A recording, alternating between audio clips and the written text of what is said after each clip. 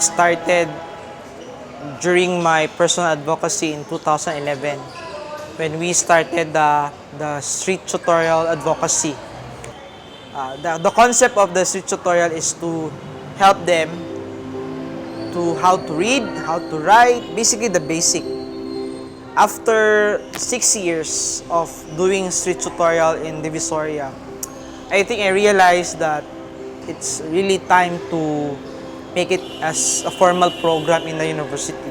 It was summer when Sir Jet Torres, the advocate for the street tutorial advocacy, tapped the School of Education Teachers Guild to manage or handle the street tutorial. Natawag siya nga night school because we are following the curriculum or modules sa alternative learning system sa Department of Education, and it is scheduled every Mondays, Wednesdays, and Fridays, 6 to 8 p.m. And then ang atuang beneficiaries or atong mga learners are the street people, street children that are found sa outside Xavier, Divisoria nga proper or park.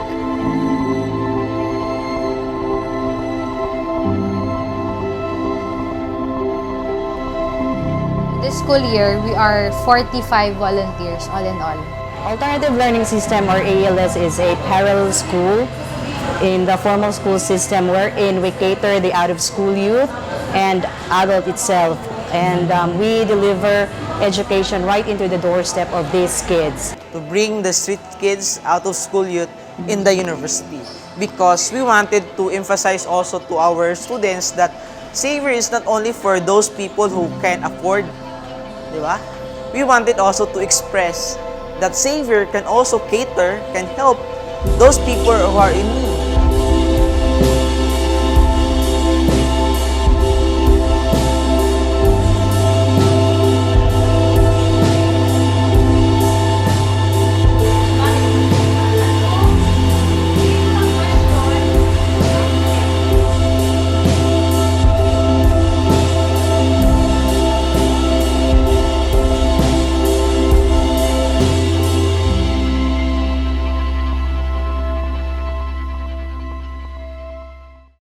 Ako po si Rolando Titang Quirito, nakatira po ako sa Indag, Caritas Valley. Ako si Gary Dorin Guanson, 25 years old, taga Pabayo, Pagana Street, taga Andi Oro.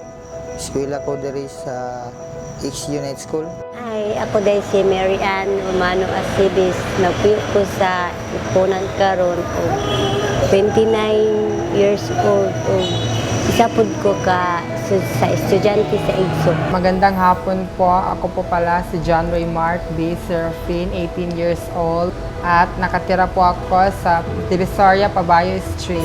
Ipatawag mo ni Sir Jet na siya. Gusto ba daw ko nga mo-appeal sa IGSO Night School? Siya at gusto kayo siya sa kuwang mag-enroll mo sa Oscar sa Xavier, sa gym. Apil-apil ko o guan ang street tutorial. Tapos, gusto mo ginako nga mo eskwela o kuan, ALS. Niabot ang panahon nga nai-ALS di receiver mo nang niapil yun ko. Nangandoy ko nga makahuman ko eskwela para makatrabaho ko. Aron po nga makatabang po ko sa akong mga igsuon. O isa'y panginahinglan sa among pamilya, ako pong mahatag sa ilaha. So, dito mo yung nga mo apil para sa akong kaugmaon. Pagtugluan ng mga math, English, Filipino. Say mag-essay mi, mag-answer mi ABC, magsulat mi mga pangalan namo. Kapuyan ko say mo na kabalo sa math.